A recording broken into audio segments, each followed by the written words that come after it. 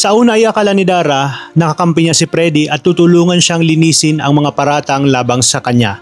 Nagkasundo pa silang dalawa na sabay na humaharap sa media at magbigay ng kani-kanilang pahayag, pero hindi naging ayon sa plano ni Dara ang lahat. Bago pa man niya maipaliwanag ang kanyang panig, nauna nang magsalita si Freddy. Sa halip na protektahan siya, ipinagtanggol nito ang sarili at ibinalik kay Dara ang sisi. Dahil dito tuluyang nabaliktad ang sitwasyon at napagtanto ni Dara na siya pala ang napaglaruan nilang usapan. Samantala, nanindigan naman si Megan sa kanyang ina dahil naniniwala siyang totoo ang mga sinabi nito. Pasa siya na bumitiw sa Yumi at agad ding inilabas sa media ang kanyang desisyon. Dahil sa nangyari, naapektuhan ang grupo at naging mabigat ang naging epekto ng pag-alis nitong si Megan. Habang lumalalim ang gulo, lalo namang sumisiklab ang galit ni Dara at si Jenny ang isa sa mga kanyang sinisisi.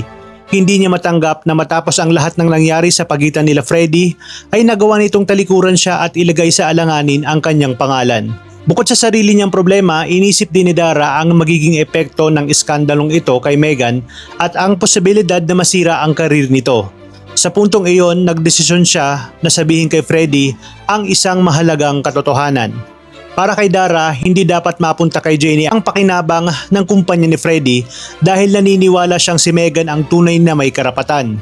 Ngunit sa pagpili niyang sabihin kay Freddy ang totoong pagkatao ni Megan, mas lalo ring nanganganib na lumala ang kahihiyang kinakaharap nila, lalo na ng kanyang anak na si Megan. Kaya naman pakaabangan natin kung paano nila haharapin ang buong katotohanan tungkol sa tunay na pagkatao nitong si Megan at kung talaga bang siya ay anak nitong si Freddy. Yan ang pakaabangan natin dito lang sa Born to Shine.